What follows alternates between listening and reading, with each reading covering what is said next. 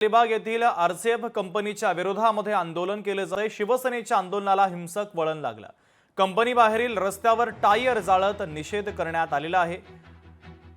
तर शिवसेनेने सुरू केलेल्या आंदोलनाला हिंसक वळण लागल्याचं पाहायला मिळालं। आरसीएफ कंपनी बाहेरील रस्त्यावर टायर जाळत निषेध करण्यात आलेला आहे।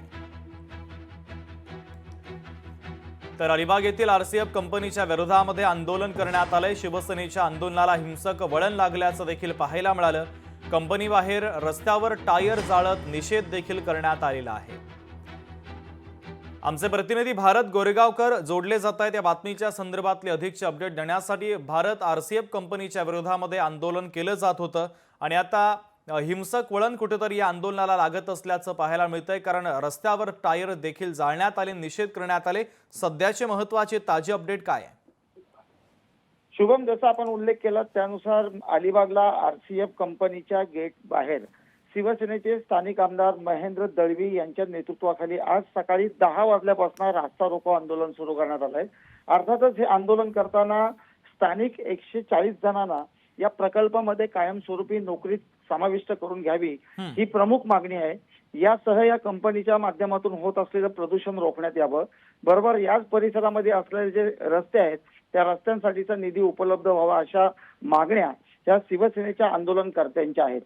सकाळी 10 वाजल्यापासून हे आंदोलन सुरू करण्यात आले आहे। मधल्या काळामध्ये प्रशासनासोबत वाटाघाटीच्या चर्चा देखील आमदारांसोबत करण्यात आल्या, मात्र या चर्चा असफल झाल्या आणि सरतेशेवटी आता इथे आपण जर पाहिलं तर आंदोलक काही आक्रमक झाल्याचं पाहायला मिळालं। हे लक्ष केंद्रित करण्यासाठी त्यांनी रस्त्यामध्येच एक टायर पेटवण्याचा प्रयत्न केला।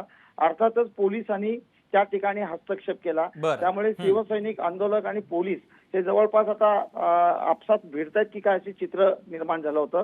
थोड्या प्रमाणामध्ये धक्काबुक्की निर्माण झाली होती, मात्र अगदी थोड्या वेळातच पोलिसांनी आणि आंदोलकांमध्ये एक समन्वय साधला गेला।